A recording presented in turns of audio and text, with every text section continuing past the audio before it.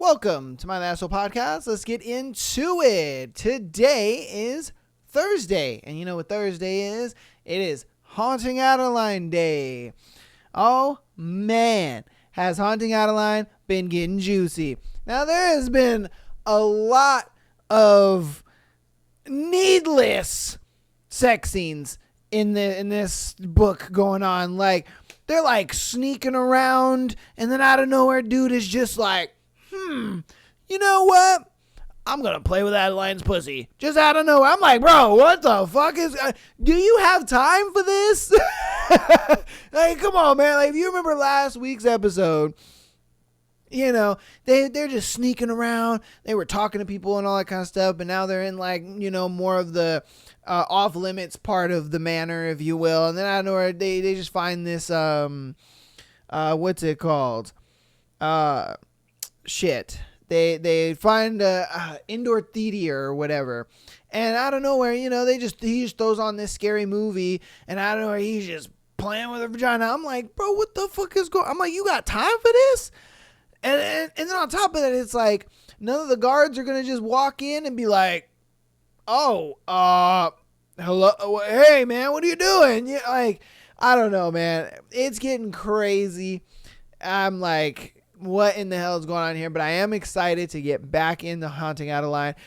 It's only been a week, but it feels like it's been forever, if I'm being honest with you, since we got into some Haunting Adeline. So I am excited. I believe we're on chapters 26 and 27. I'm going to try and double check that for you. Yes, we are on chapters 26 and 27. So without further ado, we will get into that after our thread. So let's get on to our thread. Thread today is, what's your most embarrassing getting caught story? All right, so we have our first one. Grandpa walked in on me naked trying to suck my own dick. What the fuck? Stop the cap. Bruh. I told him I had an itch and it just gotten out of the shower. When he asked about my boner, I just sort of shrugged it off, saying it happens. Grandpa died 2 weeks later. Yeah. Bruh. No. That's crazy. What he said, I just had an itch, Grandpa. Like, this man said I was trying to suck my own dick. Okay, man. My ex-girlfriend's mom walked in on her giving me a BJ, no clothes on the floor of her room as I was in the middle of coming in her mouth. Oh! She just closes the door and goes downstairs. After about an hour, we get up the confidence to go downstairs. Her mother was making an Italian sausage for dinner. Yo! She looks at my ex and says enthusiastically, I'm making sausages. Your favorite. Yo!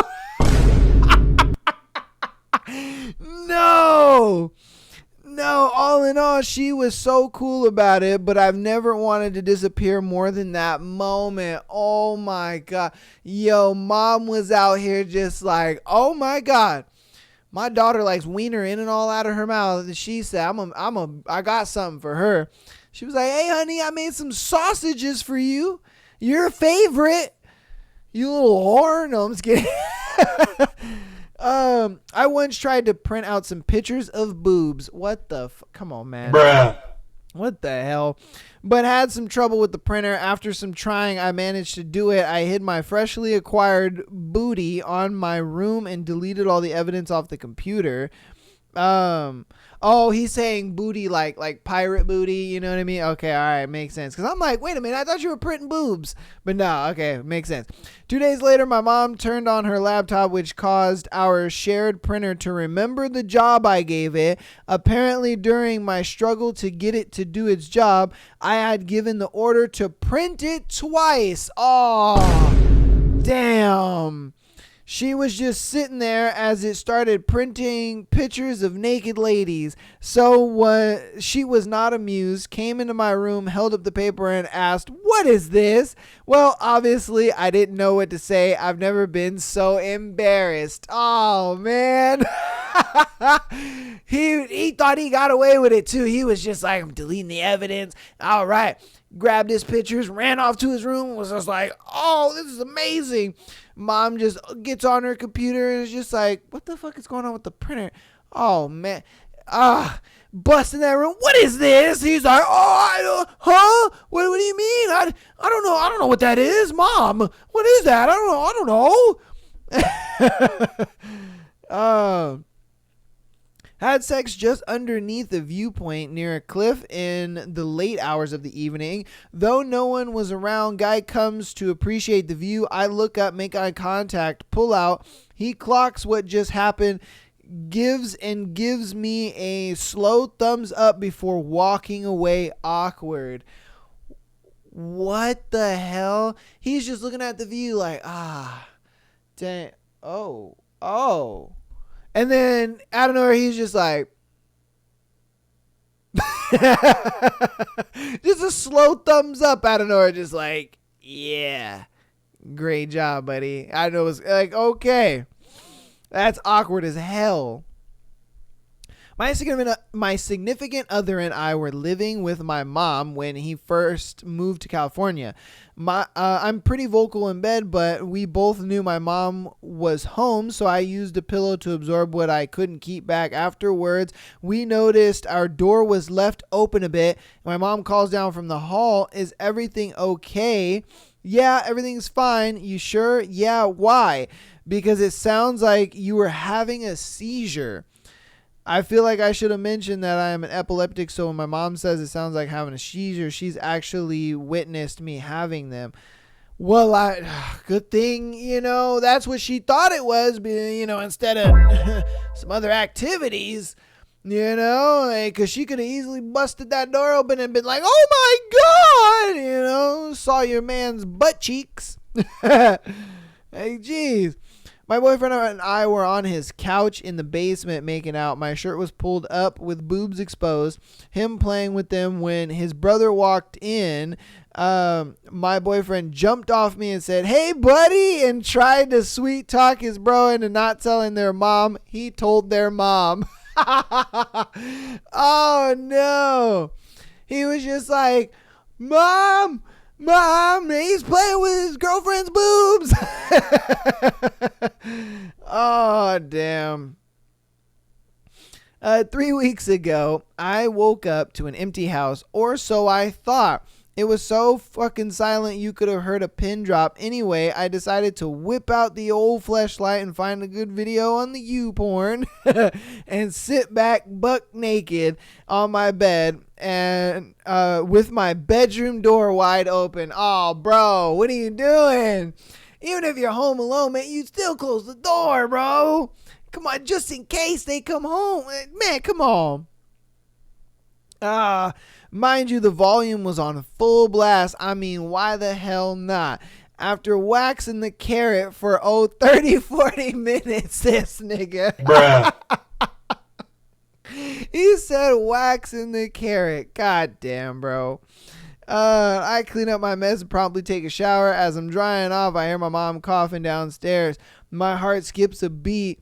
Mom, I call out, did you just get home? Oh, no, dear, I've been home the whole time. Oh, no. My heart sinks into my stomach. I inch out of the bedroom and go check my phone. There's a missed text from my mom sent 20 minutes beforehand. The single sentence contained within will haunt you till the day I die.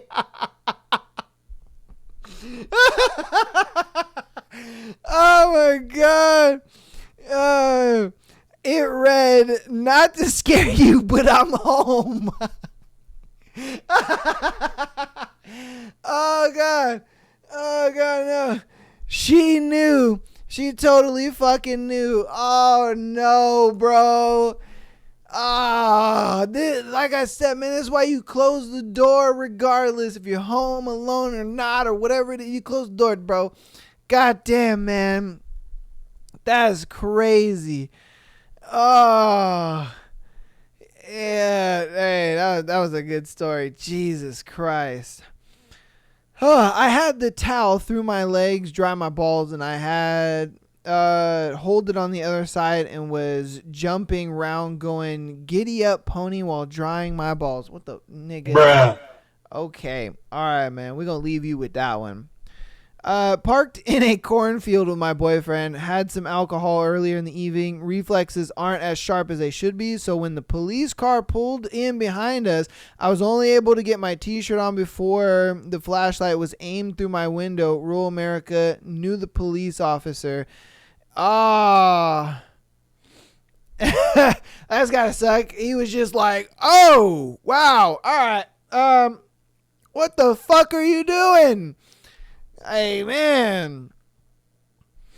Okay, next one. Was fapping in my dorm room freshman year when my friend from down the hall walked in after returning from class. There happened to be Cheez-Its by the bed, and ever since, everyone thinks I use Cheez-Its to jerk off. What the fuck? They're like, hey, yo, man, that's that guy that uses Cheez-Its to beat his meat. Like, what the? No. Like, no. I was just eating Cheez-Its before. Oh, come on, man. Like, how does he use Cheez-Its? Like, how do you guys make that correlation? I really don't get it. Bruh. I really don't get it, man. How y'all make that correlation? All right. I was a teenager and her parents had just left for vacation. Naturally, I walked in as soon as they drove away, commenced a 5-minute bum rush intense sex session, and it's the first time in months we don't have to be quiet. So I'm walking downstairs to get us something to drink and I'm not paying attention, so I just bebop it downstairs. I walk right up to her parents in the living room, butt ass naked. My dick is still hard with the condom on. Yo!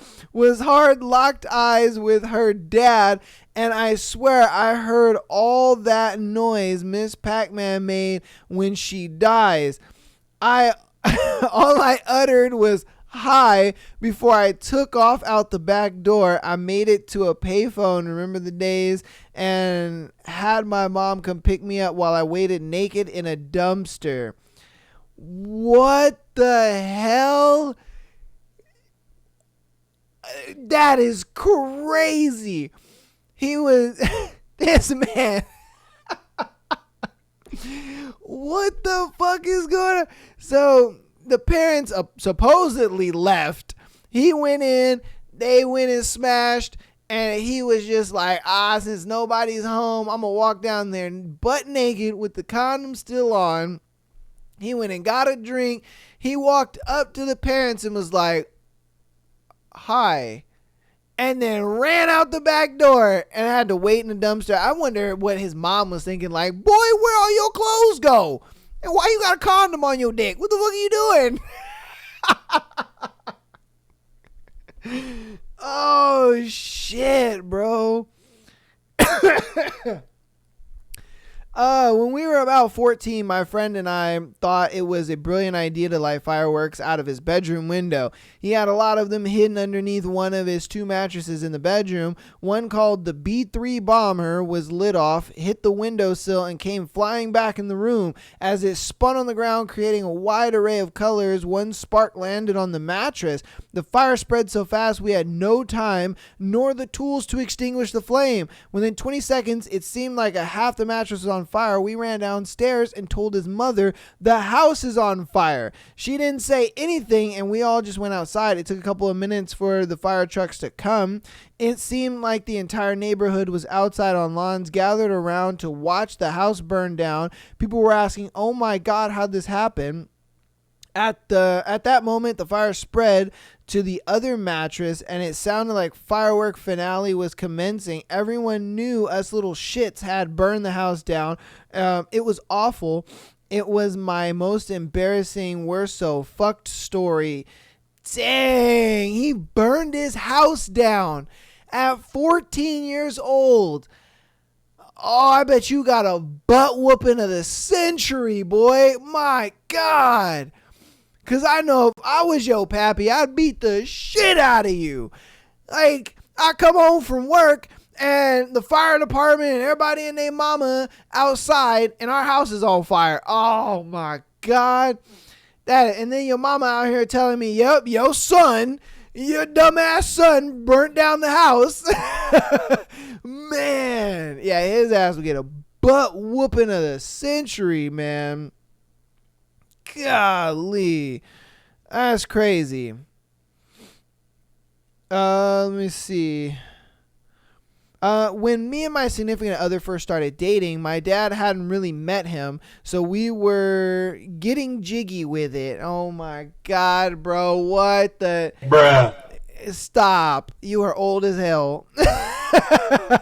So we were getting jiggy with it. When we thought he was out, my dad thought I was out and came into my room to get a DVD. I had hid in a crevice by my bed, and my dad essentially found a stark naked stranger in his daughter's bedroom. Oh, damn.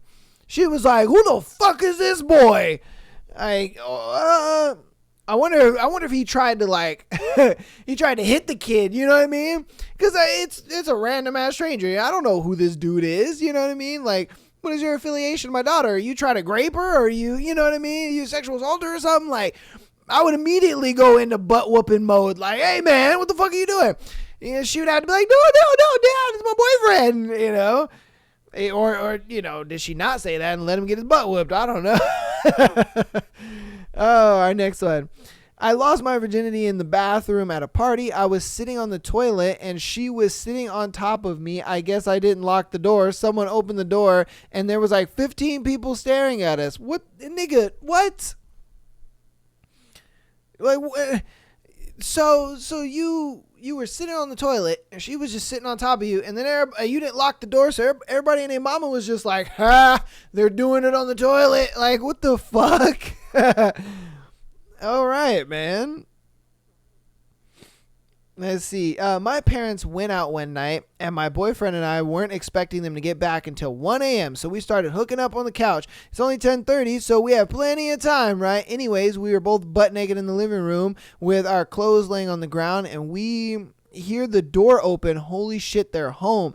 I jump off of him and move to the other side of the couch. As he follows my lead, we were able to slightly cover up with a tiny blanket. When my dad walks by the living room, he looks in, so I say, hey dad, what's going on in here? Me, nothing, just watch TV.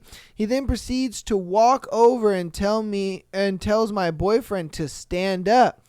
My boyfriend says he can't, and then blurt out, we're both naked, please don't make him stand up. Then the worst possible thing happened. My dad comes up to us and rips off the blanket, proceeds to call us horrible names, and then walks out of the room. My boyfriend was just laying there shivering, covering up his dick. It was the most horrible thing I'd ever experienced. Afterward, we both got dressed and sat there in pure awkwardness. My dad was super drunk and didn't even remember it the next day. Thank God, Jesus. But it's still the most horribly awkward and embarrassing oh shit moment I've ever experienced. Golly, man. Oh, he was like, hey boy, stand up for me. It was like, I can't right now. Why can't you? You had your legs broken all of a sudden, stand up. And she was just like, we're both naked. He was just like, oh, hullabaloo. Oh, wow. Okay. Goddamn. Like, what the fuck is going on here? Like, Mom walked in on me after I had phone sex with my boyfriend. I was under my covers hoping she'd leave so I could put on clothes. She didn't know I just did it. She comes in and says something about losing something and that I need to look for it. Long story short, she says, well, did you look in your bed, lifts my covers, sees my naked body, looks at me and yells, ew, and walks out. Oh man, you know, parents, sometimes you just gotta get the hints, man. You know, sometimes you gotta pick up on this shit.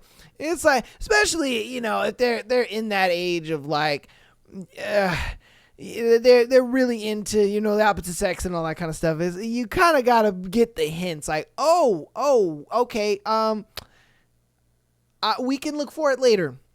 No biggie, we can look for it later. You know, and you just leave. Same thing with like the dad. The dad should have seen like, all right, you guys are being weird as hell under the covers on the couch. Like, All right, well, I'm going to go upstairs real quick and then I'm going to come back down. So hopefully you guys are straight by the time I come back. Like just read the room, parents. Damn, what's going on here? Dad came home while I was in bed with my boyfriend. I was planning to introduce them the next day. I threw on clothes and ran into the living room and left him in the bedroom. Dad noticed my wet hair and asking whose truck was in the driveway. Then from the hall comes my boyfriend, also with wet hair. It was an awkward way to introduce my boyfriend. Oh, man. Oh, that's got... I bet Dad was just steaming. I bet he squeezed the fuck out of his hand. He was like, oh, nice to meet you. And just squeeze the shit out of his hand. Like, nice to meet you, motherfucker. Like, I know what you did with my daughter. God damn it, man. Yeah, I was in the shower. God damn. All right. This girl I was dating took me to her house, and I assumed one was home. When we're in her room messing around, when I hear the door creak open, and her mom held it open for a microsecond and then walked out and never said anything. I have nightmares about the look she had, one of disgust and fascination as her daughter was face deep in my muff. Oh, wow. She was just like, oh, wow. I didn't know my daughter played for the same team. Because she was probably assuming, like, I mean, if it freaked her out that much. I wouldn't say freaked her out, but it shocked her that much. She probably thought, like, oh, there's probably a guy in there. Oh, wow. Okay. She is eating beaver. Okay. Goddamn. Well, that's it for me. Oh, shit. All right, we're going to do this. Okay, it's a juicy thread. We'll do 4 more. I was 20 and my grandfather walked in on me and my hold on. I was 20 and my grandfather walked in on me giving my wife a full mouth of man meat. This nigga. Oh. Bruh. Full mouth of man meat. Grandfather walked into my room and said, oops, never mind. Grandpa was like, oh shit. I remember when I got those. Oh man. He probably told grandma, he was like, Dolores, come here, girl. Come here. He's like, he's like, I want to give you some of my man meat. Like, goddamn. I was staying around a boy's house secretly. I think we were 17, not officially going out, but just sneaking around and having fun. In the middle of the night, we did the deed, and which wanted to go to the loo to clean up afterwards. He went first, and I went afterwards nakedly, which turned out to be not such a good idea. The bathroom was past his parents' room, so I had crept along and went to the loo. I didn't turn the lights on, but a skylight in the bathroom supplied enough early morning light to see into the room. As I finished, I opened the door. A figure is standing in front of me asking if I'm okay. I say yes. I couldn't make it out who it was because the landing was in the darkness. But I vividly remember the moon/morning light on my body being exposed and visible. I closed the door and wait, and a minute before returning to the guy's room and asking him if it was him. Turns out it was his dad. Or it turned out his dad was checking if the guy was ill. I snuck out and returned home before morning had fully arrived. I was invited to stay until breakfast next time. However, I did not return again. A little side story. I bought one of my friends a big black dildo for her 16th birthday. A couple of weeks after I gave it to her, she got in trouble with her mom. I think she got caught smoking or drinking. Her mom ended up going through her room one day, and my friend was out and placed all incriminating evidence in a bin liner. When my friend came back home, she was confronted with the big black dildo along with other stuff. Sad times, man. Damn. They were just like, what is all this? What the fuck is it? What have you been doing? Like, fuck. And then, for her, dad was like, whoa. Oh. Shit. Like, I was expecting my son to be in here or something, you know? I wasn't expecting a naked chick in my bathroom. Like, what the fuck is going on here? Like, you don't know what to say to that, too. You're just like, what am I going to say? It's a literal naked girl in my bedroom, or in my, in my bathroom. Like, what the fuck am I going to say to that? Like, I would have just walked off, too. I'd have been like, okay, and just walked off. Like, come on, man. All right, two more. I got caught at 22 years old by my dad. I was jacking at midday and on the bed with a napkin over my dick trying to catch the load. He just walks through the door, doesn't say a word, and leaves the room and doesn't say anything for a while. Worst experience ever. Hey, man, at least it was your dad, and he's just like, oh, okay. You know, he understands. He knows what's going on. He's like, all right, hey. Doing his thing, man. He's like, I use a napkin too. You know, it is what it is, man. All right, this is gonna be our last one. It was my girlfriend's prom night. I graduated the year before. We all go out, limo, James Bond suit, and all our friends and I drop around $900 that night. Do the whole prom thing to go to her friend's house as a group. The parents gave us the house for the night. Super shit-faced. Hours go by and we get horny, go upstairs, and we are really going at it. Okay, he just forgot the R and really going at it, and I am getting up in there doggy style. Goddamn. 6 of her friends walk in, and I didn't notice until I hear a cough. Oh shit, shit-faced me goes, give me 5 minutes, ma. What? Bruh. No, meant to say man, forgot the N. I didn't know any of them. They thought I was creepy. Yeah, bad morning, bro. He over here just getting, he's like, and they're like, give me 5 minutes, ma. And they're like, Mom, what? Bro, huh? Like, what be going on at your house, bro? You know what I mean? Why were they in the doorway, though? If I'm being like, why were y'all in the doorway? Come on, man. What the fuck is all this? Like, you guys out here in the doorway just staring, and then you want to cough. Like, get the fuck out the door. Get out of the room, man. You know what we doing in here. What the fuck are we doing? Golly, man. But that's going to be the end of that thread, man. I hope you guys enjoyed that. That was juicy. That was a juicy thread. I felt like it fit this episode very well because, you know, the shit that's been going on in Hot and Adeline is a little, if I'm being honest with you. So that's why I thought this was going to be a really good thread to kind of pair with that. Let's get into the announcements, and we'll get in the recap of last week's episode for Haunting Adeline, and then we'll hop into chapters 26 and 27. So, Patreon.com/MyLastSoulPodcast. Get on there, $3 a month. Get you an exclusive episode every single Friday, as well as being able to send in your scenarios to be featured on Tuesday and Sunday episodes. The TikTok and Instagram. I always draw a blank in the scenario. I don't know why. But TikTok as well as Instagram. Follow us there for the clips. TikTok has been blowing up. We're on our road to 10K. We're like 5.1, 5.2K, somewhere around there. So keep following us over there. If you're from TikTok, hey, hi, hello. Hopefully you guys are enjoying the Haunting Adeline. Hopefully you went back and watched it from the beginning all the way up until now.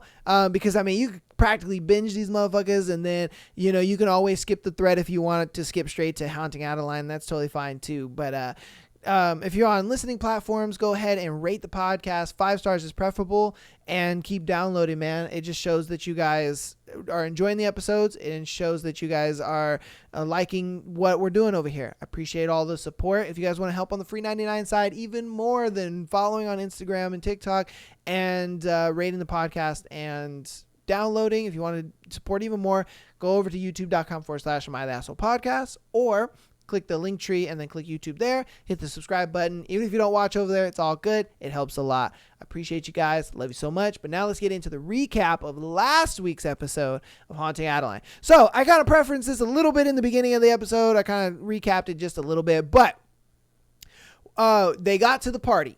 All right, so they got to the party. They're chopping it up with everybody. They're talking, Zayd is playing as a character called Zach, and Adeline is his girlfriend.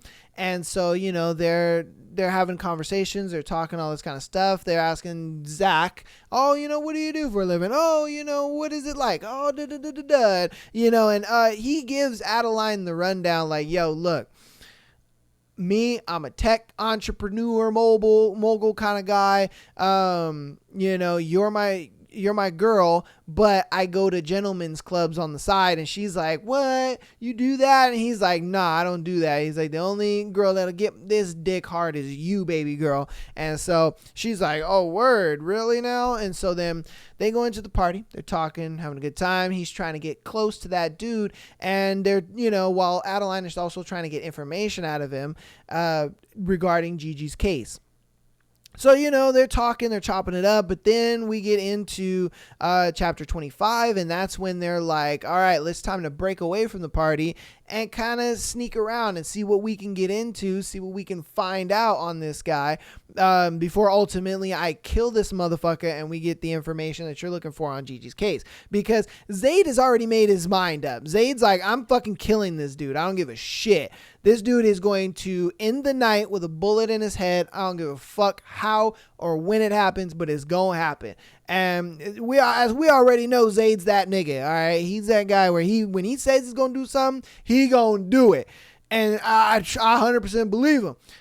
But they got sidetracked. They went into a home theater. He put on a scary movie and was playing with her coochie and all this kind of shit. And I'm just like, nigga, do we got time for this? Like, don't get me wrong.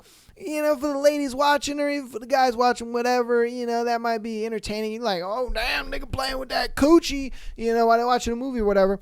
I get it. You know what I mean? I get it. And that's what this book is for. It's a smutty book or whatever. It's supposed to be, like that. But I'm just saying, it's just weird to put that in there because it's like we are actively doing something and then you guys just break off to do this. It was just weird to me. It just made no sense. But that's as far as we are. They just got done, fiddling and diddling in the home theater. So now we're moving on to them. I'm guessing getting some information and find information on Gigi's case as well as whatever information Zayd's looking for. So I think that's where we're gonna be at for right now. So we're gonna start right here. This is going to be chapters 26 and 27. So hopefully you guys enjoy. We're going to do that and that. I'll check audio. Chapter 26. All right, we're all good. The Manipulator. I'm seething, and my thighs are slick with my own arousal as I rush after Zayd. He doesn't bother turning the movie off. We just slip from the room and quickly make our way back into the ballroom. It's like no one even noticed us gone. But I'm sure people have, right? Zayd has worked this entire room by now, and as much as I loathe to admit it, the man is unforgettable, to say the fucking least. All of 2 minutes pass before a man approaches us, his black uniform and white vest signaling his position. Mr. Forthright, Ms. Riley, please follow me. The butler, Marion, instructs. Just like that, I'm stone-cold sober, and the lingering orgasm has been completely eradicated. Marion leads us through a series of hallways, pointing out certain pictures and historical artifacts Mark managed to get his hands on. I nod and hum my appraisal, but my mind is drifting back towards Gigi and the potential information I could garner tonight. Mark might choose to give me breadcrumbs and keep me coming back for more, but it'll be futile. He's not getting me back in this house again. I'm not entirely sure if coming here was even worth it yet or not. At least I got to watch an unreleased movie, even though I didn't get to see how it ended. Whatever, I don't remember much about it anyways. My gaze was sightless when all I could focus on was, "Stop it, Addie." My stomach drops from the fresh memory, and it takes entering Mark's study to pull my attention firmly back into the present. My two favorite people. Mark greets, loudly, a lit cigar poised between his fingers and a glass of amber liquid in the crystal cup, dangling in his other hand. He looks drunk. His ruddy face is flushed red, and his eyes have begun to glaze over a bit. Please, sit. He directs, pointing to the plush leather couch beside his desk.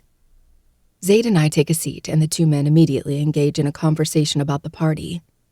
I add my 2 cents in when required, noting how beautiful the chandeliers are and the fascinating artifacts decorating his house. He beams at the compliment, a smile stretching across his face. Oh, thanks to my wife, of course. She does enjoy spending my money, and if decorating this house is what keeps her happy, then I can live with that. He jests. His tone is joyful, but the words are condescending and meant to be an attack. I glance around, my eyes catching on a metal piece of a snake eating its own tail. Hung above an old Victorian gauntlet set on an equally old wooden table. Somehow I don't believe this office has a woman's touch outside of the gaudy light fixture. Zaid smiles, the act nearly primal and ripe with danger. Small price to pay when they give us something so priceless every day. And if you ask me, I'd tell you I'm not worthy of it, but I'm a selfish bastard and will accept it anyways. He answers cryptically. I don't know how I know, but I know exactly what he's speaking of. Love. Love is priceless. As Mark's nefarious dealings have proven, pussy can be bought and is plentiful, whether they're forcing it or getting consent. And despite all the ways Zaid has forced me to my knees for him, the only thing he's ever really wanted from me is to return his addiction. Because that's the one thing he can't take or force. He can force my body to succumb to him, but he can't force my heart to beat for him. And ironically, it seems that's the one thing he wants most from me. Mark takes it the direction most men would. He laughs and offers me a wink, as if he knows without a doubt how priceless my pussy might be. But if I had to guess on what type of man Mark is, he'd put a price on me in a heartbeat. I know exactly what you mean. He chortles. Do you, asshole? I shrug a shoulder. I think you're the lucky one, Mark. One look at Claire and you can see she is a strong, capable woman. Those are the most dangerous. I add in a wink, but I know it's falling on deaf ears. Mark is too comfortable in the patriarchy to consider that Claire might not shove a knife through his neck while sleeping one night. Mark scoffs, but he takes the hint and shuts his mouth. At least he's not dense enough to feel the plummeting mood. Zaid appears relaxed and collected, but I know that beast in his soul is pacing back and forth, just waiting to be set loose. I can tell by the subtle flexing of his fist and that way his smile appears threatening and feral. I can just feel the energy radiating off of him despite the serenity he exudes. Why does Zaid wanting to kill a man over a sleazy comment most men would say make me want to repeat the favor he stole from me in my driveway? This time I'd be much more willing. I hate him. So, Adeline, about your great-grandmother. Gigi was a beautiful woman. Even as a little boy, I remember that clearly. He continues. Climbing a mountain would take less energy than what it does to keep my eyes from rolling at his remark. That would be something Mark latched onto. Gigi was beautiful. That's right. Oops. I clear my throat and paste on a smile. Apologies. Yes, she was. Mark tips his head back, seeming to retreat into a memory. Yeah, I remember her signature red lips. Don't think I ever saw her without that lipstick on. Do you remember anything about her murder? I ask, trying to keep the hope at bay. I remember how absolutely devastated John was when he found her. Was in near hysterics, and it took my father hours to calm him down enough to tell him what happened. You said your father thought it was John, but do you think it could have been anyone else? I press. I already know my great-grandfather freaked the hell out. There was a comment in the police report that they threatened to sedate him. What I really want to know is what his father knew about the case. Maybe he knew something that wasn't in any of the files. He shrugs a shoulder. From what I remember, he thinks that she was sneaking around on John, seeing some man. My father couldn't seem to find out who it was, though, so it wasn't something they looked into. But my father was almost certain that was the reason John snapped and killed Gigi. I twist my lips, glancing at Zaid to find him already staring at me with an unreadable expression. He's skimmed through her diaries and knows she had a stalker, but it doesn't seem that Mark or his father knew that, which doesn't surprise me in the slightest. Gigi's diaries were in a safe behind a picture. The police would have had no reason to believe she would be hiding something like that. I contemplate if I should divulge what I know. Maybe Mark would have some type of power to look into the diaries and see what he can find.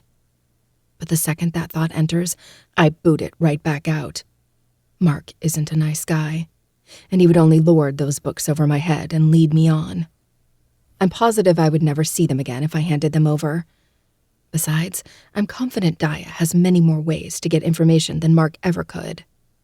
Mark's father is presumably dead, with the way he speaks about him in the past tense, and I'm sure the officers from the case are also dead, or close to it. Gigi died in the 40s, making this case 75 years old. Why did Frank believe it was John and not the other man then? Mark settles back. His glazed eyes look off into the distance. Sarah was older than me at the time by 6 years. She was a teenager, and I was still a 10-year-old kid who wanted to play. Of course, Sarah was an angel and humored me. So for months leading up to Gigi's death, I would ask to go over to Parsons Manor and see Sarah. And every time, my father would say no.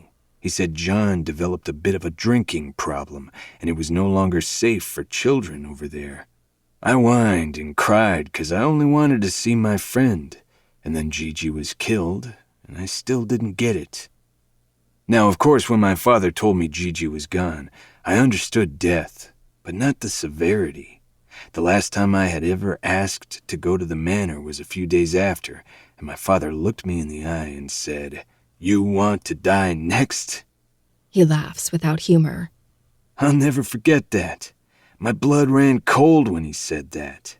Never asked again, and eventually I let go of Sarah.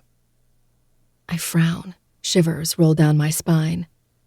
Nana didn't talk much about John. She did mention before that he was a wonderful father up until Gigi's death. He did have a drinking problem, but I think he hid most of his anger from Nana in the beginning. But once Gigi died, all hell must have broken loose. Nana never told me how Gigi died, so I had just assumed he declined due to heartbreak. But I would have never thought it'd be for a much darker reason.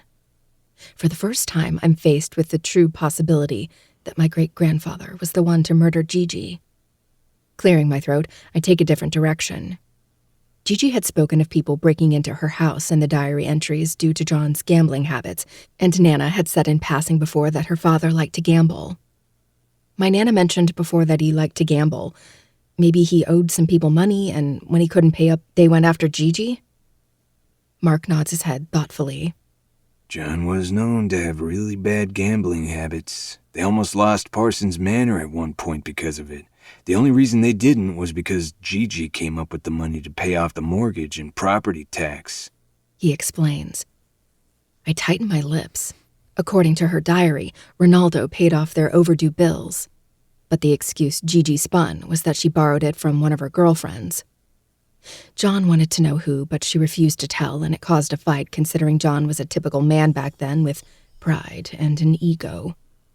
But from what I gleaned from the entries, I can't be sure if Ronaldo ever paid off John's debts. He had mentioned he'd take care of it, but when the right-hand man for the mafia says those words, that can mean a number of things. Maybe he killed the people instead and gained Gigi enemies by doing so. Jesus, it really is like time repeating itself if that's the case. Then how did he pay off the men he owed? Mark finishes off his drink before refilling. You know, now that I think about it, I remember overhearing a particular conversation. My father told him that he needed to quit with the gambling, and John wasn't listening. He said one of the men he owed was Angelo Salvatore, who was a pretty notorious crime lord back in the day. But turns out Angelo's right-hand man, Ronaldo, convinced Angelo to hire John instead. It takes monumental effort to keep my eyes from blowing wide. John was working for Ronaldo's boss? There's no way Gigi knew about it. I imagine that's something she would have mentioned if she had. Why would he hire him? Why not just kill him? He almost did. Mark counters. He then opens a drawer in his desk and pulls out a cigar. Lighting the tobacco, Mark leans back in his chair, the leather creaking beneath his weight. A woodsy scent fills the air as he puffs. I'll never forget the way my father ripped into him over it, calling him names and telling him he could have gotten himself killed. John said Angelo had a gun to his head, ready to pull the trigger before Ronaldo stepped in. Said the man asked Angelo to consider hiring John to pay off his debts by working for him instead. Mark sucks in deeply and then coughs a few times as smoke puffs from his mouth. Guess it worked. So, Ronaldo saved John's life. I don't need to have been there to know he only did it for Gigi. But it's not like he could have told Angelo his real reasons for bartering John's life, which means John had to have been useful in some form. That would have been too risky of a move otherwise, and possibly could have gotten him killed if John wasn't valuable. Do you know what he did for Angelo? Mark's brows raise, and a small smile curls his lips, almost as if he finds my question amusing. John was an accountant back then, real good with numbers. Pretty sure he helped Angelo launder his money, but that was never proven. I blink. If he was so good with numbers and money, why did he suck so bad with gambling? The man could have just counted cards or something. Mark bursts out into laughter, his plump stomach shaking. You're a funny girl, Addie. You're right, I think if John was in his right mind when he played, he might have won big. But he couldn't stop with the drinking. Angelo told John he didn't give a shit what he did in his free time, but if he showed up to work drunk and fucked with his money, he was a dead man. I frown. I can't imagine Angelo would target Gigi if John messed up, but that doesn't mean he didn't do something else to piss off the mob boss. The possibilities are endless on the ways John could have gotten Gigi killed. Wasn't this something Frank told the detectives since he believed John was guilty? They didn't look into this? He huffs out a dry laugh. You ever try to pin a crime on a mob boss? Not that easy, kiddo. They got all kinds of people in their pockets. It was dropped due to a lack of evidence. If you want my opinion, I think John got a taste for the danger, and whether it's because Gigi was having an affair or because she wanted to leave John, he snapped and killed her. Jesus Christ. The possibility of that sounds likely. Very likely. I just have one last question, I say, fiddling with my dress. I'm creasing it, but I don't care. What made Frank turn on John? They were best friends, so why not give John the benefit of the doubt instead of trying so hard to pin the blame on him? He takes a moment to puff on his cigar. My guess is that he saw John for what he was and chose to try and bring Gigi justice, even if that meant putting away his best friend.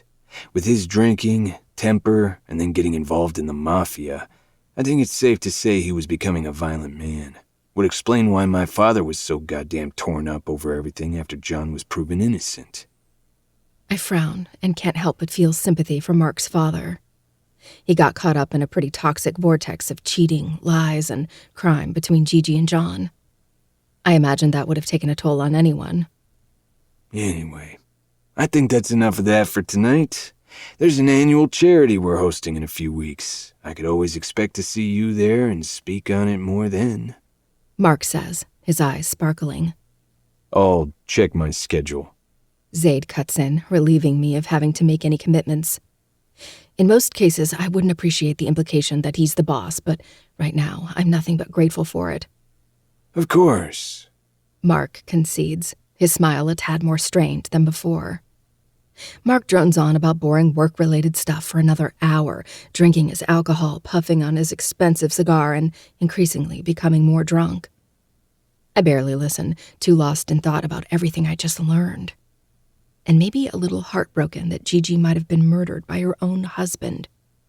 Someone she did love and trust, despite her affair.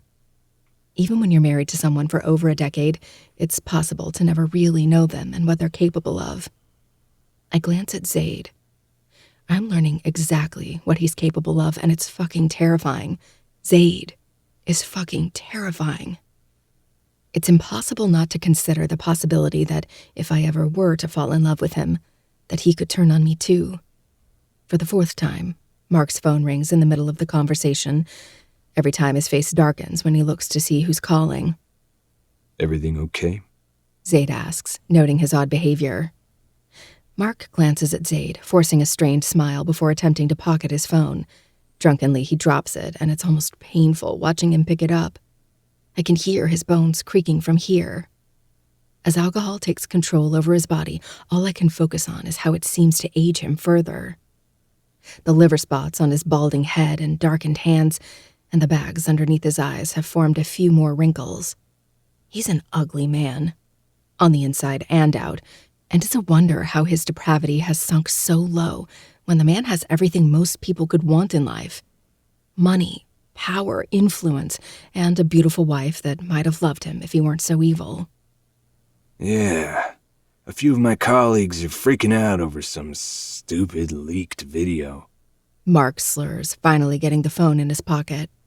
Zaid stiffens beside me, though his face stays unreadable. Leaked video? Mark flaps a hand, attempting to gloss over what he confessed. I glance at Zaid, noting the subtle tick in his jaw. Yeah, but I keep telling them they don't have to worry about it. Our society will take care of it, and no one will be none the wiser. I open my mouth, ready to pry, but a quick warning glance from Zaid has me snapping my mouth shut. He must be talking about the videos from the rituals. I'm sure they're taking the necessary steps to make sure the video is handled, alongside whoever leaked it. Zaid assures, casually, swirling his drink as if there's spices resting in the bottom of the cup. Are they ever? Mark bursts out, slapping his hand obnoxiously on his ornate desk. The video is handled. It's finding the person who leaked the videos that's the problem. They've been interrogating and watching our every move for months now. I didn't think it was possible for Mark's face to turn any redder, but he's starting to look like the Kool-Aid Man. Well, whatever the case, I'm sure it'll be handled soon. Zaid is careful with his words and is deliberately refusing to pry and dig out extra information. I'm not sure if whatever Mark is saying is sufficient or if Zaid is in for the long haul. Yeah, sure. Mark mutters. Guess the bright side is that nothing can happen to us.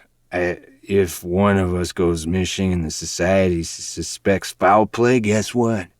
They will up and relocate within hours. Under his breath, he mutters. We all will know who to blame anyway. I can't hear the rest of what he says, but for a second, it sounds like he says Z. A pregnant pause passes, and it seems like Zaid has to collect himself. Mark is too wasted to be mindful of the word vomit spewing from his mouth. I don't know what the fuck this society is, but they obviously can't trust an inebriated Mark and his big mouth. He's spilling all kinds of shit, and though I can't make sense of most of it, Zaid clearly can. Good thing.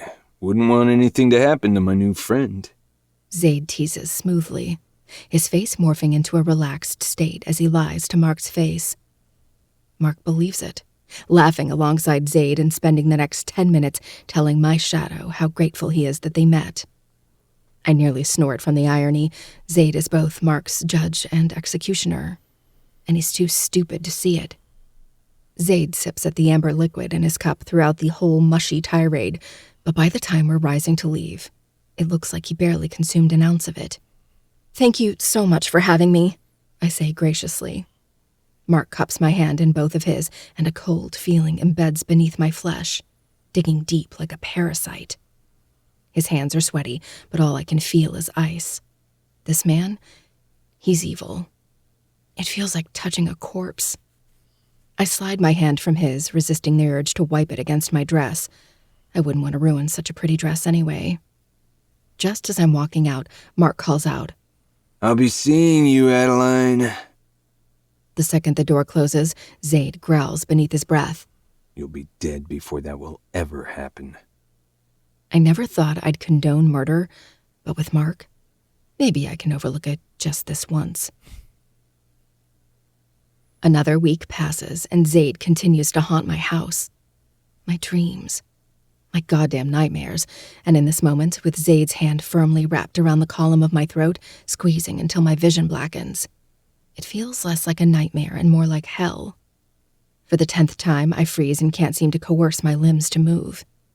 Heat lashes at my insides, and the raw look in his eyes, the unrelenting pleasure he takes out of draining the life from me, it does nothing but stoke the single flame burning in my core.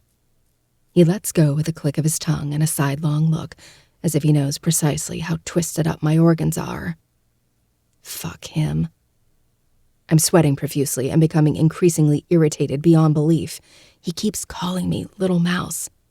But mice don't look like drowned sewer rats, last time I checked. You're 10 times larger than me. You expect me to break a chokehold? I snap, more so out of embarrassment for my continued failure. That's what I'm saying. Zaid says patiently, a tiny smirk lifting his lips. I'm going to punch him. I've tried several times, I point out, and failed. Because you're not listening. You're hardly even moving. I scoff and argue. I am too. He cocks a brow, unimpressed. Every time I choke you, you just get flustered and try to knee me in the dick. You're not doing the movements I've taught you to do. Blood rises to my cheeks, and I just know that I look like a bright red cherry. That's a lie, I shoot back. He just smirks and grabs my throat in a tight grip, pushing me back against the wall behind me. My eyes round, and if I had any sense, I'd do the movements he's been walking me through for the past hour. But all I can do is stare. Break the hold, Addie, he says quietly, his deep voice sending delicious shivers down my spine. I go to clear my throat, but then remember it's being crushed by Zaid's rather large hand. You can do this, Addie. You're only hot because you forgot to open the window. Lifting my arm, I twist forward and bring it over his extended arm and jerk down with all my strength. His arm stays tight and his body twists with mine, counteracting my escape. You can't do that! I shout, my fist bounding off his steel muscles when I go to land a punch on his chest. He releases me. Do you really think an attacker is going to do what you want them to do? If you're attempting escape, they're going to do everything in their power to make sure you don't succeed. I huff, out of breath and ready to go back to kneeing him in the balls, or attempting to at least. Maybe I'll just drop kick them instead. Even if my toe merely grazes the hairs on his balls, I'll feel more accomplished than I do now. You're too slow. I can see your intent from a mile away. You need to be quicker. Catch me off guard from the swiftness and strength of your attack. He goes through the movements with me several more times, keeping his hands loose as he guides my arms. We've been doing this all week. Now that Mark has set his eyes on me, Zaid is paranoid that I will go missing in the dead of night. I've seen his eyes crease with worry when he explains the possible threat looming over my head, a threat far more serious than Max and his cronies. Zaid's men have been lingering outside my place, and I get the feeling they've been there since the moment I walked out of Mark's house. I hadn't noticed them until a few days ago, and my lack of awareness did knock some sense into me. The frustration of my situation mounts as I fail once more at breaking free of Zaid's chokehold. I wouldn't need to know any of this shit if Zaid would have just left me alone. Let me live my life in peace and blissful ignorance of the terrors of the world surrounding me. I was happy. Bored, but happy. And now my very own stalker is teaching me self-defense moves, not against himself, but his enemies. The irony is not lost on me, unlike my success in not getting choked to death. This is all your fault, you know, I hiss, a bead of sweat dripping into my eye. The burn is minuscule compared to the fire raging in my chest. Zaid stills, and his eyes study me closely. Is it? He counters. You pretend like you care about me, or whatever you convince yourself that you feel for me. But I've been in danger because of you. You do know that, right? Max would have never came after. He steps into me, and my mouth involuntarily snaps shut. His presence is powerful and invokes my will to bend to him, whether I want it to or not. Don't pretend like fucking Archie would have been the end of it. The man would have dragged you into a life full of pain and suffering, and Max and the rest of them would have stood idly by while Archie destroyed you from the inside out. I saved you from that life. I snarl. But he wouldn't have come after me if you didn't kill Arch. You're right. And that was my mistake to not take out Max when I took down the rest of Archie's family. But I'm not going to apologize for what I did. Had I left you and Archie alone, you would have been hurt and traumatized, and I would have ended up killing him anyway. If I hadn't killed him for touching what's mine, I would have for hurting you instead. Archie's fate was sealed the moment he led you up those stairs. You traumatized me. He leans down and snips. A gun in your pussy certainly is traumatizing, little mouse, but only because I used it to make you come, not to make you bleed. I snarl, refusing to acknowledge that. And Mark? I would have never been on his radar. False. He snaps. Mark didn't show up at Bailey's because of me, Adeline, and he wasn't seated where he could get a perfect view of you because of me. I brought no attention to you whatsoever and did my best to keep him distracted, but I can't control a man's wandering eye, even if you're a decade older than his normal taste. I balk, disgust curling deep at his implication. You knew I was at Bailey's, I guess. And you knew he was heading there, so why not redirect him somewhere else? His spine straightens. Do you think I possess magic and can influence a man to do everything I say? I regret to inform you that I can't. I tighten my lips at the condescension in his tone.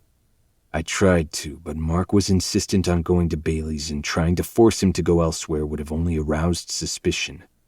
He takes another step into me, crowding me against my bedroom wall. And that's the last thing I need when Mark's trust in me means saving lives. Because you know what I can do, little mouse? I can protect you, and I can teach you to protect yourself. But those children and girls that are being held captive, they don't get that privilege right now. My eyes drop to my toes, and all I can manage to feel is shame. He tips my chin up with his finger, and I'm too lost in thought to fight. You're allowed to be angry and frustrated with your situation. You're even allowed to be angry with my stalking you. Life strips you of power often, but what you can control is pointing the blame in the right direction. Don't misplace Max's and Mark's ill intentions onto me when I've been doing my best to keep you safe from them. What we've been doing all week is to keep you safe. So, you can either redirect all the effort you've been putting into acting like a brat and apply it towards something useful, or you can continue to be powerless in the situations life throws you in. You choose, baby, because I'm not going to keep making these decisions for you. I had forgotten what it felt like to truly be scolded like a child. My mother does it often, but considering that's all she's ever done, it felt less like being scolded and more just like a normal conversation with her. But now, I feel nothing but small and bent out of shape, like a piece of paper wadded up in Zaid's fist. Pride bucks against that feeling, and I want nothing more than to snap something clever back and hold on to my dignity. I'd only be proving him right, though. He'd look at me with superiority, and I'd only shrink further beneath him. Okay. I relent. Fine. I'll just be mad at you for being a creep then. I pause, hating the words, but knowing they need to be said. I'm sorry for misplacing blame, but I'm not sorry for the ass-beating you're about to get. He suppresses a smile, but he can't contain the emotion in his yin-yang eyes. Pride, amusement, something deeper and far scarier than Zaid's hand wrapping around my throat. I don't give myself time to panic, nor do I hand myself over to the heat he invokes. I just let my body take over. I jerk to the left, bringing my elbow down on his outstretched arm before he can blink. His grip loosens, and I seize the moment, pouring all my frustration into my limbs.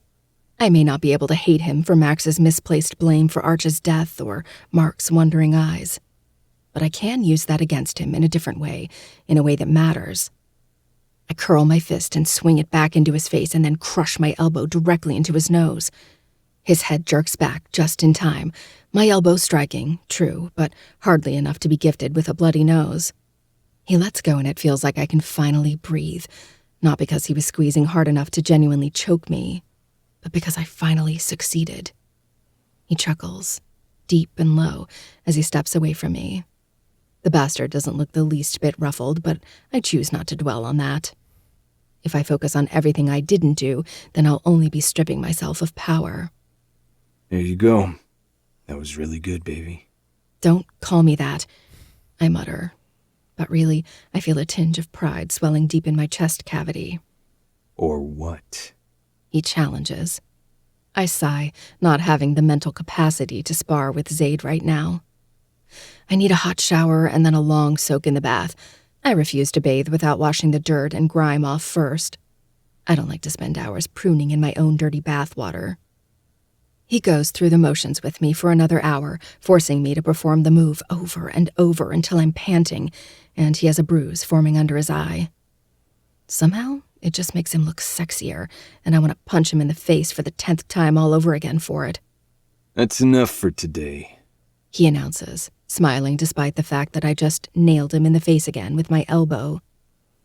Good, because I need to take a shower. And you need to leave, because you're definitely not coming within 6 feet of that bathroom. I grouse, planting my hands on my hips. A smile curls his lips, slowly and salaciously until flames lick at my cheeks again. Bastard of a man. Who said I even need to be in the same house in order to watch you bathe? My eyes narrow into thin slits. There are no cameras in the bathroom. He chuckles with the same sinful undertones. He seizes my neck in his hand once more, but my body refuses to go through the motions again. His intention is dangerous, but not directed towards my life, but rather my vagina. Traitorous, useless thing you are. That you know of? He taunts in a low, husky whisper before placing a soft kiss on my lips and effectively silencing me. It's short and anything but sweet. His hand flexes and my pussy pulses in tandem. Just don't forget to scream my name when you're holding that shower head to your pussy. You can come knowing that I'll be shouting yours, too. He releases me, slips a rose in my hand, and strides out of the bedroom, shooting me one last heated glance before clicking the door shut behind him. I look down at the rose, twirling it in my hand as the world around me blurs. I'm not even capable of considering where he was hiding it this entire time. My heart is firmly lodged in my throat while I try to process his words. They're currently wading through the animalistic arousal, convoluting my body and struggling to make their way to my brain. Was he just fucking with me? Or am I really about to tear apart my entire bathroom instead of taking a well-deserved bath? Because I did have plans with that shower head, and Zaid's name tends to break free of my tongue when I make myself come. I don't want him to witness that. I rock on my toes, deciding if I should just go kick his ass again instead. But my bones are weary. Sweat is trickling into places that only my loofah should be touching, and I'm well and truly horny now. Kicking his ass will somehow turn into him gaining entrance to mine, and I'm too tired to put myself in that situation. Whatever. He can look just this once. But at least the dickhead can't touch me from behind his stupid screen. February 14th, 1946. John almost got Sarah and I killed today. I can barely write even still. It's late at night. The police have been here all day. I'm tired and my nerves are shot. But I need to get this out on paper. My husband, a stupid, stupid man, almost got us killed. He owes money to a few people, and he hasn't been able to pay it off, apparently. Explains why we almost lost our house. Thank God for Ronaldo. He paid off all of our bills. Though John still doesn't believe I got the money from a friend of mine. But what does that matter when John's bad habits will get my daughter and I killed anyway? 2 men broke into the house and held me at gunpoint while Sarah hid in her bedroom. They demanded that I give them money that I don't have. John just so happened to show up in the middle of it, and Frank was with him. The 2 men ran and managed to get away. I pray that Frank finds the culprits. But the worst part, John still hasn't apologized. He thinks he did nothing wrong. And I want to kill him. Chapter 27. The Manipulator. I'm just drifting off into a deep sleep when I hear the creak of a door, my body jolting from the disturbance. When I turn to look at the door, it's firmly closed. My brow crinkles in confusion. Just when I convinced myself I was only hearing things, I see a movement out of the corner of my eye. Sucking in a sharp breath, I turn and see Zaid standing outside my balcony doors, a red cherry pulsating in the moonlight. Wide awake, I sit up and glare. "How long have you been out there, you creep?" I snap. Zaid opens the doors the rest of the way, smoke billowing from his mouth. "A while," he answers flatly. He flicks the butt of the cigarette out over the balcony and then reaches up and pulls his hood down from his head. The moonlight shines directly on him, making him glow beneath the soft aura. Such a contradiction that something so dark shines so brightly beneath the light. "Stop littering," "You're much more pleasant when you don't know I'm around," he murmurs, his voice subdued as he walks in and closes the doors behind him. I frown, squinting my eyes in an attempt to see his face clearer. There's something off about him right now. He's not his usual smirky, hoity-toity self at the moment. He was here just a couple of nights ago, going through more training with me. I finally got the hang of several of the moves he's taught me. I'm going to be a badass pretty soon. "What's wrong with you?" I snip, though the heat is missing. It's almost like I'm feeling actual concern right now. I raise a hand to my forehead and feel for any warmth. I must have a fever and be delirious from the sickness. He steps from the shadows and comes closer. My body locks as he trudges to the bed and sits down on the edge. It's not unusual to see his muscles straining against his clothing. I think he purposely shops for shirts and hoodies 2 sizes too small. But right now, his body looks rigid, and the muscles in his neck and shoulders appear bunched up. "Just tired today," he says quietly. I frown harder, not liking this side of Zaid. Or rather, not liking how much it bothers me seeing this side of him. A battle renders me frozen as I try to decide what to do. Kick him out of my house, attitude be damned, or pry into his odd behavior and show him that I just might care. His head rolls, cracking his bones and making me cringe from the disturbingly grotesque noises. You, got a lot of tension going on there, buddy," I say, awkwardness dripping from the words. That makes me cringe harder. He huffs out a laugh, but the amusement is missing. Sighing, I relent and push the covers back.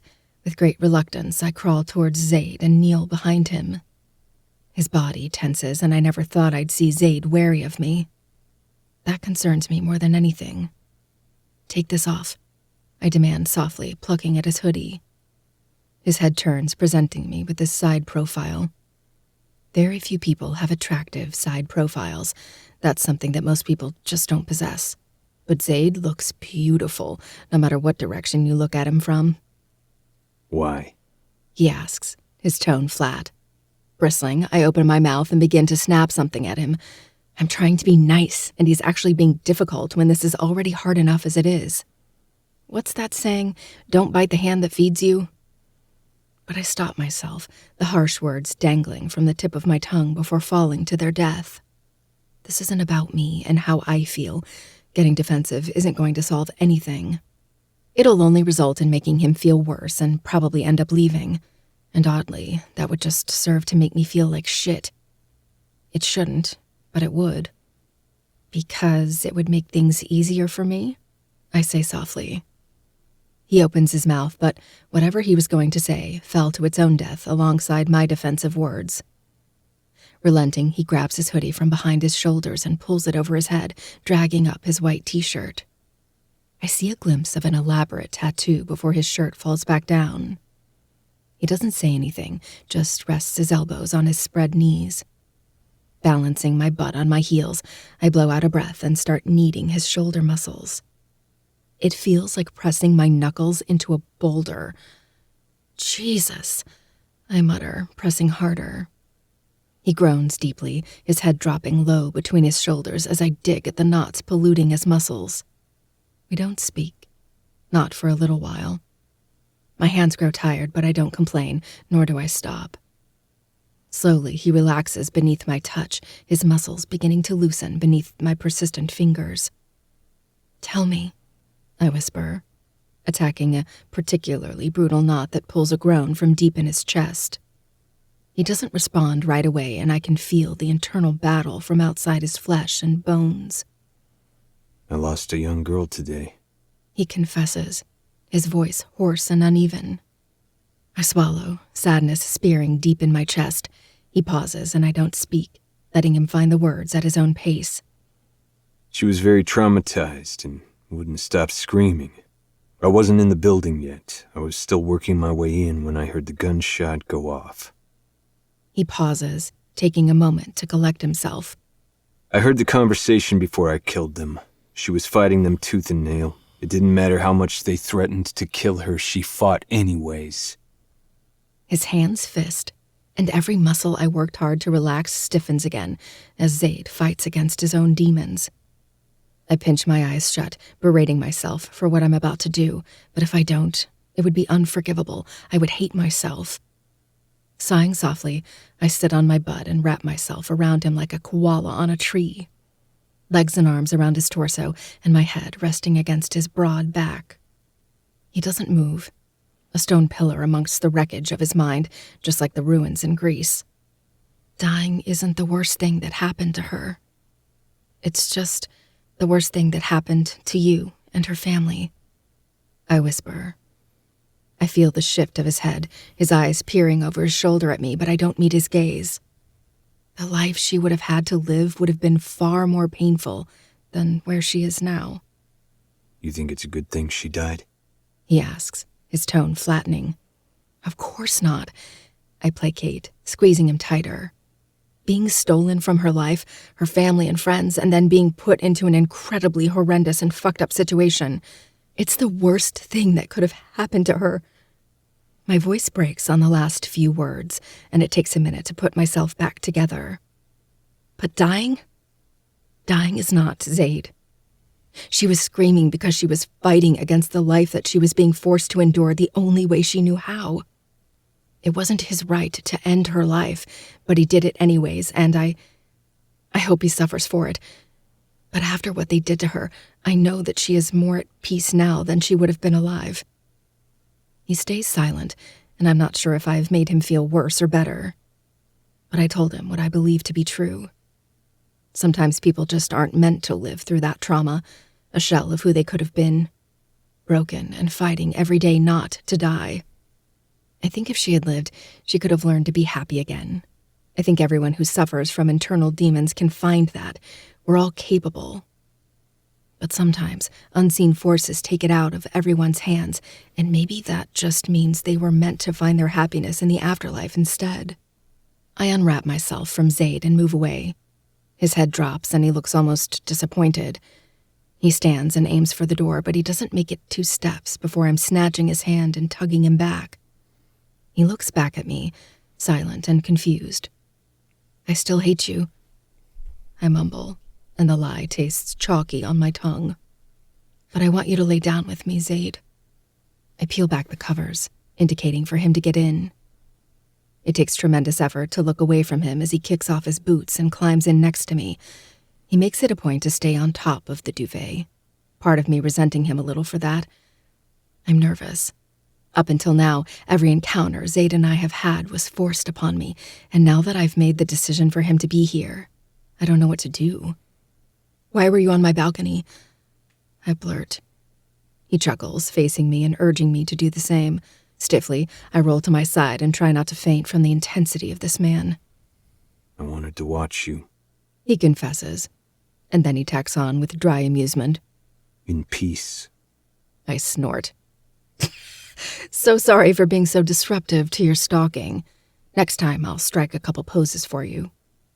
I'll never admit how his answer gives me chills, both ice cold and fiery hot. He smirks, and it makes me sad that it doesn't reach his eyes. I'd appreciate that. He murmurs distractedly. His eyes are tracing my curves like they're scripture, and he's a sinner that is searching for proof of a God that he no longer can hear. You need space from me while wanting to be close. Sounds like a marriage. I deadpan.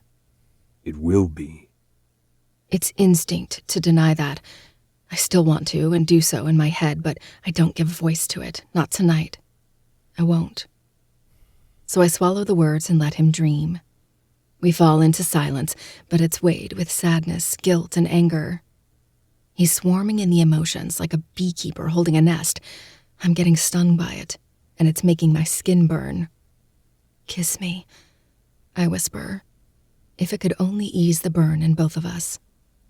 He stills, and my bravery is slipping, so I lean forward and make a move instead. I capture his lips within my own, relishing over the different type of burn that blooms from our connected lips. He doesn't hesitate to kiss me back, but it's slow. While it's no less intense, it lacks his usual ferocity. And that's something I didn't realize how much I've missed until now. Getting nearly desperate, I nip at his bottom lip before sucking it into my mouth. His hands grip my waist in a tight hold, and for a moment, I think he almost pushes me away.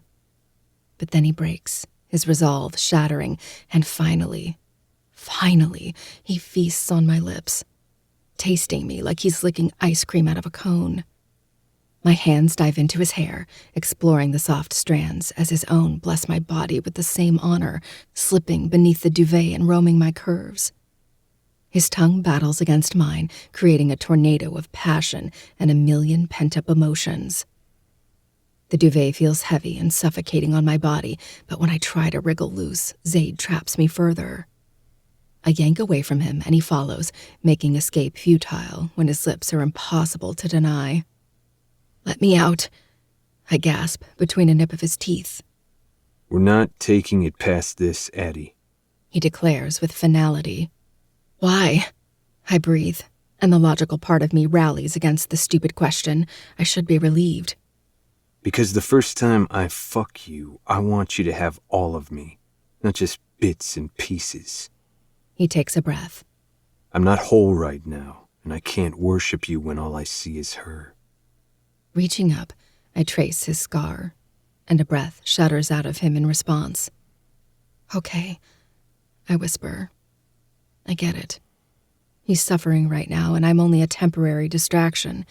It doesn't bother me when I know the girl occupying his mind is a little girl that is now dead, a death he blames himself for. "I'm sorry. You're right.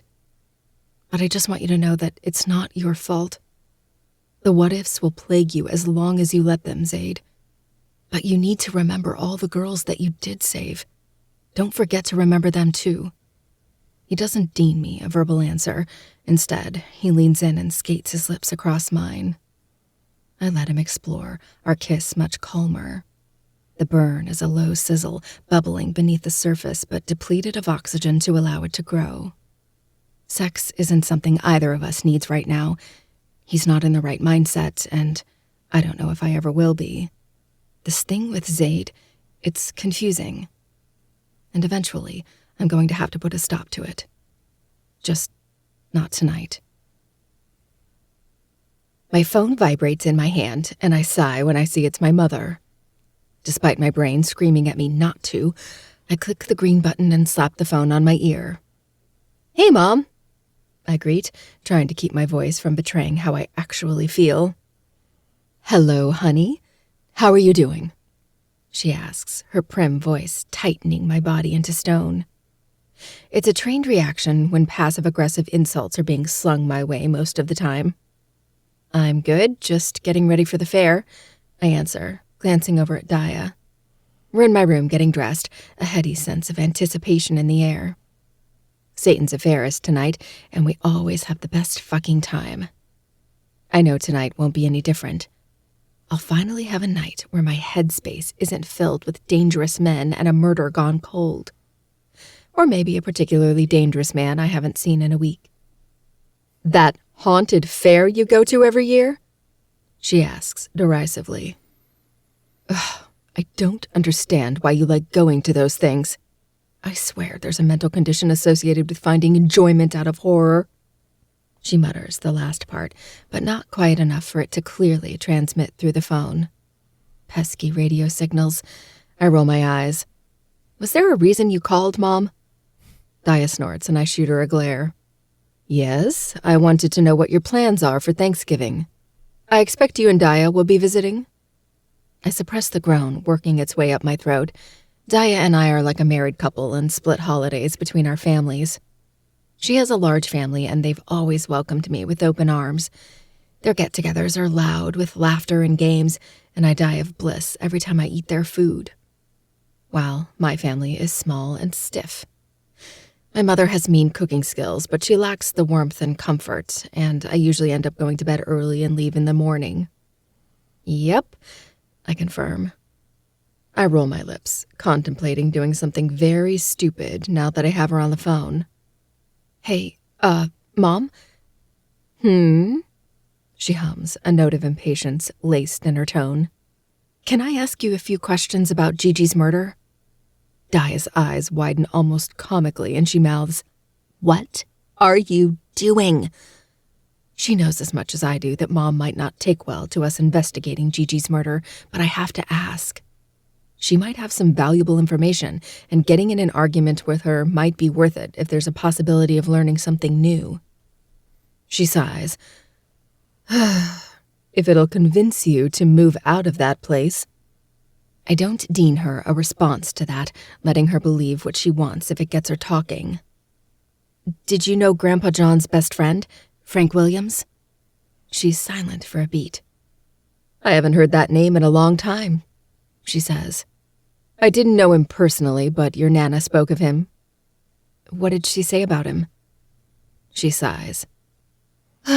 Just that he was around a lot up until Gigi was murdered. Then he kind of disappeared. I roll my lips. Do you know about Grandpa John's gambling habits? I push, incapable of keeping the hope out of my tone. Unfortunately, she detects it. Why are you asking, Addie? She deflects with a tired sigh. She's always weary when it concerns me. Because I'm interested, okay? I met Frank's son, I admit. Mark. He talked to me about Gigi. He remembered her, and he brought up some interesting things about John's gambling. I don't admit that I'm investigating her case myself. I prefer she assumes that we happen to have a connection and spoke on it, nothing more. How did you even come into contact with a man of that social standing? God, Addie, please tell me you didn't sell yourself to him. A fly could buzz into my mouth, and I wouldn't notice. My mouth hangs open, and all I can feel is hurt. Why would you think I'd ever do something like that? I ask slowly, the heartbreak evident in my tone. I can't keep it hidden, not when my mother just accused me of being a prostitute. She's silent again, and I wonder if she realized she went too far. Well, then how did you meet him? She finally asks, deflecting a question I'd really like to know the fucking answer to. I sniff, deciding to let it go. It doesn't matter why she thinks it, just that she does. Daya has friends in high places. We met at a dinner party, and he said I looked familiar. So I told him who I'm related to, and he connected it from there. I lie, working to keep my voice even. Daya quirks a brow but doesn't comment. It feels like an arrow has been shot through my chest, the sensation tight and sharp. Your Nana said that John put them in a dangerous situation with his gambling, but not too long before Gigi's death, it all seemed to go away. He stayed out late and came home short-tempered just to fight with Gigi about whatever he was pissed off about that day. Frank was a sponge for their relationship. With their marriage failing, I think he was put in the middle of it a few times. Nana spoke of one incident sometime before Gigi died, where she and Frank got in a fight.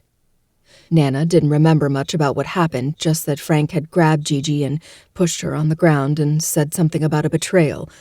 That's all I know, she explains stiffly, as if reciting a verse from the Bible. That was her apology. And though the tightness in my chest hasn't receded, I take it anyway. I mull that over, curious as to why Frank was so upset because Gigi was cheating on John. Maybe because Frank was often put in the middle, he grew tired of it. John's behavior was steadily declining, and it seemed to start when Gigi's attitude changed towards him after she began falling in love with Ronaldo.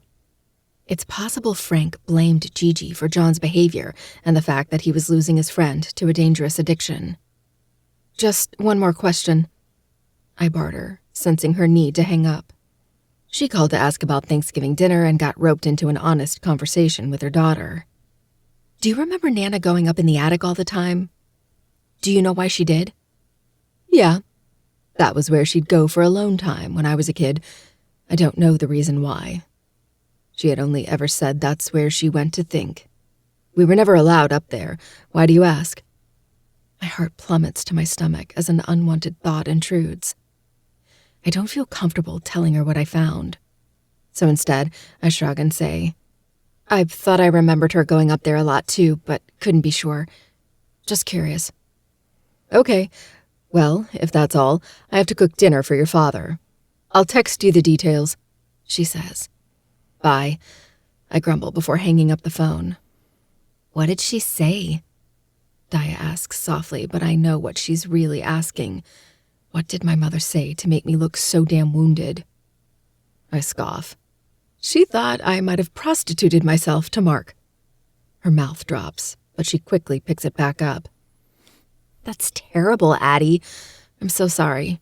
She apologizes, her face twisting with empathy.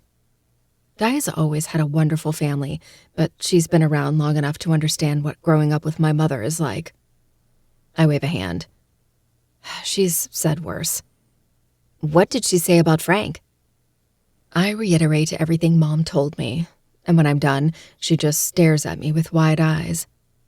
I got the same reaction after I told her what I found out from Mark about Ronaldo and John. All I know is Gigi started a lot of shit by falling in love with Ronaldo. I finish on a sigh. Daya rolls her lips. Speaking of stalkers, are you not going to tell your mom about Zaid? I shoot her a look. That's like asking if I'm going to tell her about how one time I let a guy finger bang me in the middle of a concert. She snorts. Yeah, okay, you win that one.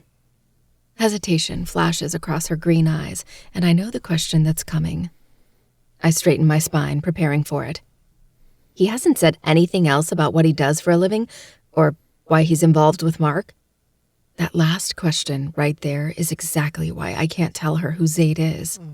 He had said no one else knows about Mark and what he's really involved in except the few people who assist him. I shake my head, refusing to give voice to my lie. Daya nods, accepting my answer without thought, and the guilt that resides within me is almost unbearable. I lied to her face, and she didn't even question it. She pours a shot of rum and hands it to me. Here, this will cheer you up. Pre-gaming before a haunted carnival is like law. I accept the shot and gulp it down. When I lower the glass, the smile is back on my face. Alcohol won't cure the guilt, but at least I'm not mad about my mom calling me a prostitute anymore. She snorts when she sees my face. What do you think the haunted houses will be like this year? She asks, patting some shimmery brown eyeshadow on her eyelid. She's going to look dangerous when she's finished. The eyeshadow will bring out her sage green eyes to hazardous levels and attract all the monsters. I don't know. It's always hard to guess. It's like trying to guess the next theme for American Horror Story. The houses in Satan's Affair usually all follow the same theme. One year, most of the haunted houses were set up like prisons, and in each house you had to figure out how to escape. That's still one of my favorite themes thus far. That was also the same year Daya peed herself. She brings an extra change of clothes now, and I tease her every time. You ready? She asks, swiping at her eyelashes one last time with her mascara wand. Girl, I was born ready. Let's go, Peabody. Bitch, she mutters, but I barely hear it over my evil cackling. Satan's Affair is one of my favorite places in the world. At night, the fair comes alive with laughter, peals of screams from terror and excitement, and moans of joy from the fried food. Walking into the field full of haunted houses, carnival rides, and food trucks is like walking into pure static energy. Daya and I immediately get sucked into the crowd.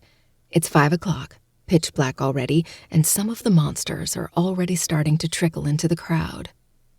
My eye snags on a girl dressed up as a broken doll, sitting on the bench and happily eating a Philly cheesesteak sandwich. I nearly groan, the scent of grilled meat making my mouth water. I nudge Daya and point her out. She's dressed as a doll. Daya hums, and both of our eyes track over the houses. They're not lit up yet, but some of them make it obvious what the theme is. Our childhood.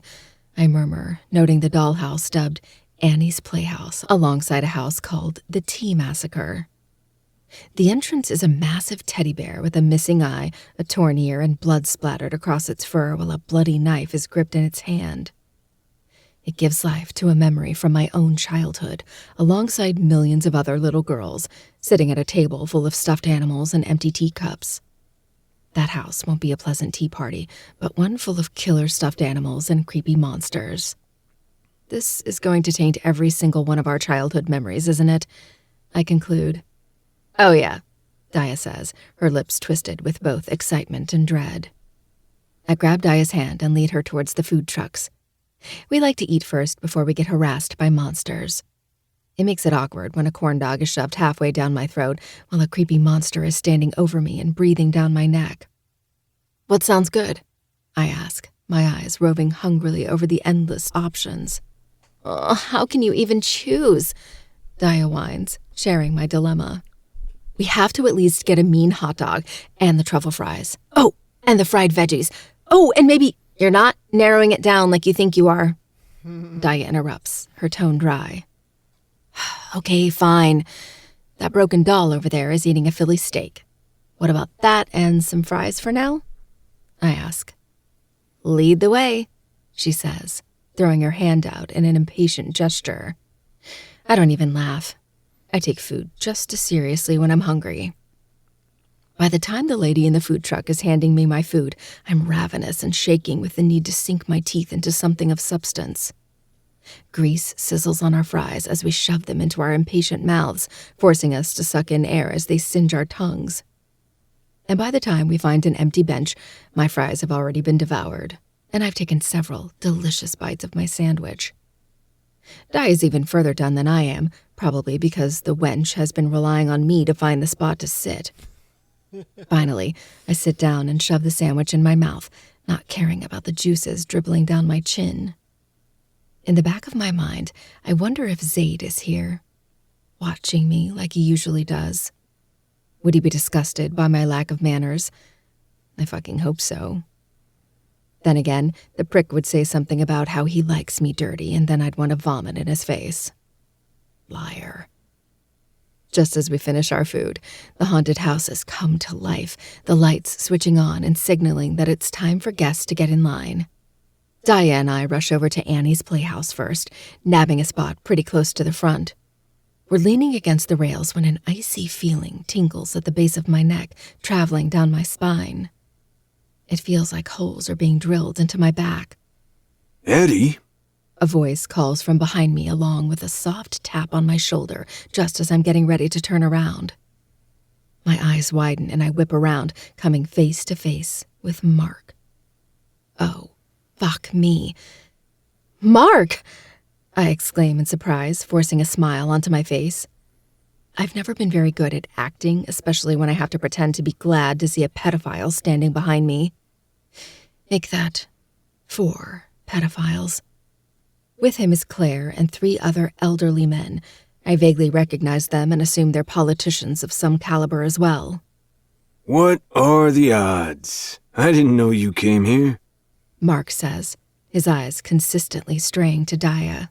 Who's your friend? Daya smiles, though she doesn't even try to make hers seem genuine. Daya, she answers for me. Sensing her indifference, Mark flashes a tight smile. Well, it's very nice to meet you. Addie, these are my colleagues, Jack, Robert, and Brad. We exchange pleasantries, all the while inching up in the line. So, where's Zach? Mark asks, peering around me as if a man well over 6 feet would be hiding behind me. He went to find a bathroom. I lie. I don't know why I do, there's no reason to, but I have a gut feeling that if Mark thinks Daya and I are here alone, that maybe he'll pull something shady. Speaking of Zach, Brad cuts in. I heard you two are quite the lovebirds. How did you meet? My heart drops, and for a moment, I think maybe Mark might have found out about the movie theater incident. But then I remember Zaid assured me the cameras have been wiped when he drove me home. Brad looks like he needs to be carrying an oxygen tank around with him. Mark is well into his 80s, and I'm sure the other men aren't far off. but Brad in particular seems as if he's defying gravity by standing upright. I spin the same made-up story that Zay did in Bailey's, hoping that the knives usually in my eyes when dealing with my shadow are replaced with hearts. Claire asks a few questions of her own, her voice demure. Like how long we've been together and if we're planning on getting married soon. Sweat lines my hairline, the lies spilling from my mouth like the fantastical worlds from my fingers when I write. Luckily, it takes only a few more minutes to come up to the front of the line, and we're free of Mark and his creepy friends. Even though we're walking into a stuffy haunted house, it feels lighter in here. The house is adorned in pink, with white wooden floors, frills everywhere, and dead little girls giggling all around. Down the hall, I swear I spot a 4-foot doll crossing the hall, her body distorted from the colorful smoke and her face bloody. She's gone before I can tell for sure. Daya and I huddle together, looking left and right, not quite sure which direction to go. A man with a peeling, bloodied face slips out from the shadows before us, and another girl dressed up as a demented doll comes out, a bloody knife in her grip. It's so sudden, I jerk back. Daya's screams pierce my ears as they give chase, pushing us towards a living room with a blue couch and a mannequin giving birth to a child. I don't get the chance to look long enough before another monster is jumping out at us. I laugh through a scream, running away from a mechanical mannequin that resembles a Grim Reaper. Daya's nails dig into my arm. An assortment of monsters and dolls jump out at us, getting in our faces and scaring the living daylights out of us. One reason that Satan's Affair is so popular is that they carefully pick their actors. They're too good at their job. Not only do they have the best makeup, but they know exactly what to do to scare the absolute shit out of you. We swing around back to the foyer, but this time we're chased up the stairs. Daya trips on one of the steps, and her curses are swallowed up by my cackling. "Fuck off!"